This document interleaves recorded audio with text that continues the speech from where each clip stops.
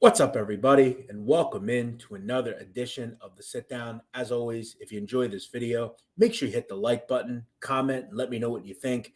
As well, if you're new around here or you just haven't done it yet, make sure you hit the subscribe button so you never miss another sit-down video. Today, let's get into another mafia topic. Over the years, John Gotti, the Dapper Don, has been a point of contention and talk for many mafia historians. Everything from his come up in the Bergen crew to his ascension to the top of the Gambino crime family, his trials, his imprisonment, his snappy dressing, and more have been big points of conversation. However, one thing we don't talk a whole hell of a lot about is his affinity for gambling, whether it was horses, sports, poker, different card games, or even Monopoly or Scrabble. John Gotti loved to gamble. And at one point, it was actually mentioned by his brother that they may have to have some sort of talk with Gotti about his constant gambling.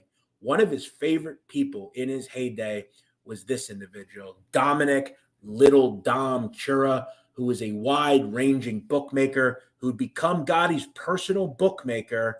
And for Curra, this would become a huge windfall because, as we know, Gotti was not a particularly good gambler. The story next on Sit Down Shorts. Dominic Churra was born in 1946 in Italy. He had hailed from Calabria, and as a child, his parents would come to the United States. They would settle in Little Italy, and for large parts of Curra's life, his address was at Spring Street in Little Italy. If you know anything about Spring Street, it is very close to the Ravenite Social Club. Now, as Curra came up, he started hanging around different mobsters and ultimately would get into the world of bookmaking. He was a high-end bookmaker who was taking millions of dollars in bets per month. He would ultimately move his family out to Lawrence, New York, and he would set up shop as one of the premier bookmakers for the Gambino crime family, earning the title of associate. Now, during the early 80s, it was very clear that even in his early career and into his heyday, John Gotti loved to gamble. One of the things he loved to gamble on most was sports. And it was very much known that Gotti was willing to part with many millions of dollars. In fact, according to Selwyn Rabb, at one point in one weekend, John Gotti would dole out $300,000 in gambling and was regularly known to drop $50,000 to $60,000 on a football game. In fact, in 1981, really before his heyday, John Gotti would be heard on wiretap lamenting his bloody results when it comes to gambling to Angie Quack Quack Ruggiero. In 1981, he would exclaim, "I bet the fucking Bills for 6,000, they're getting killed 10-0. I bet New England for 6 times, they're getting killed. I bet 6 times on the Bears, they're losing. I bet 3 times on the Chiefs, they're winning. But maybe they'll lose. These motherfuckers, we're getting killed. That's more important. I'm stuck almost 30 times here and I got nowhere to fucking go." Sounds like most of you on a football Sunday, doesn't it?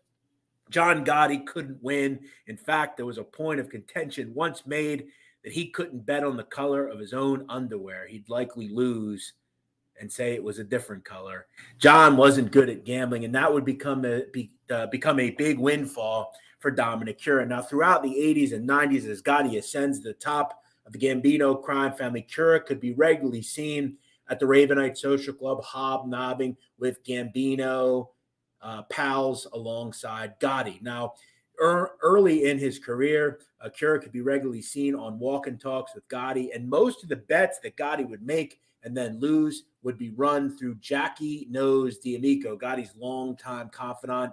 He would also be the guy that Curra would call on to pay the Dapper Dons losing and or betting results. Now, in 1991, things would start to come apart for Dom Curra. Not only was he palling around with mobsters and becoming a mob associate, but he was also running a vast criminal bookmaking enterprise that would stretch not only throughout New York, but into New Jersey, Pennsylvania, and in Maryland.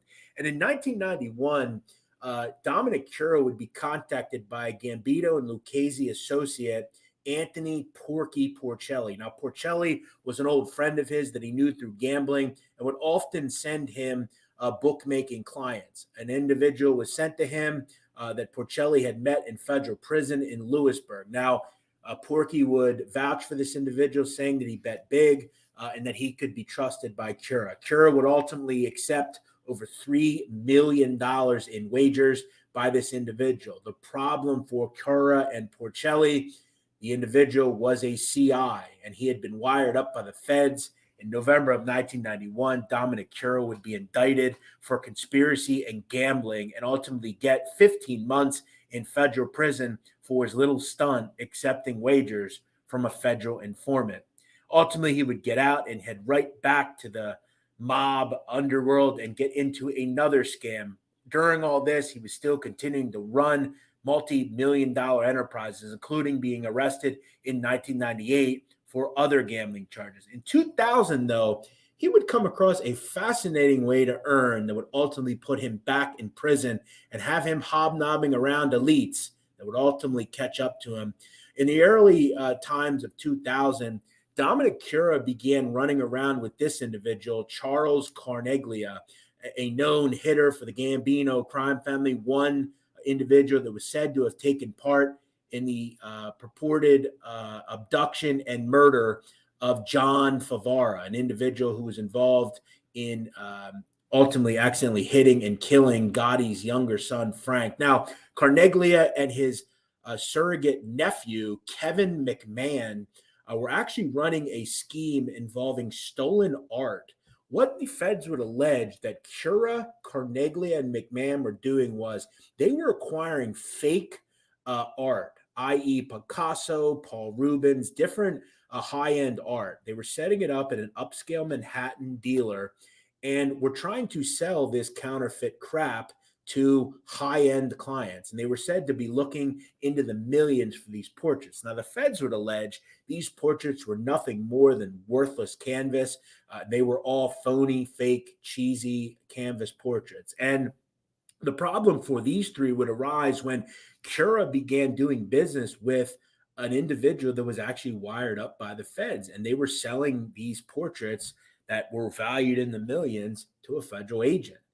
In 2000, Carneglia, McMahon, and Curra would be indicted. Ultimately, Kevin McMahon would testify not only against his surrogate father, John, but his uncle and surrogate street boss, Charlie Carneglia. McMahon would ultimately flip on Curra as well. The problem for Dom Curra was, and for the feds, he would be let out on bail and would jump and head to Costa Rica. Now, many would ask, why would he go to Costa Rica? For anyone that doesn't know, a lot of gambling companies at this point were based in the small, tiny island nation. And Costa Rica was a heyday for gamblers back in the early 2000s. And Dom Curra knew he had connections down in San Jose, Costa Rica, and he could set up shop there fairly vicariously and live through others working in the gambling business. He would tell his wife, Donna, quote, "I'm headed to Costa Rica."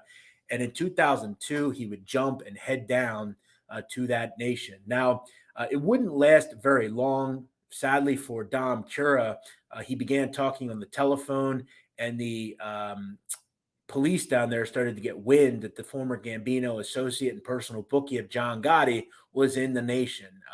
Ultimately, in 2002, the federales would pick up Dom Curra, and he would be ultimately extradited back to the United States, where not only he would face those fake art charges, but bail jumping as well. Also included in the indictment was his wife, Donna, who would face charges after she lied to the feds about Dom Curra's whereabouts.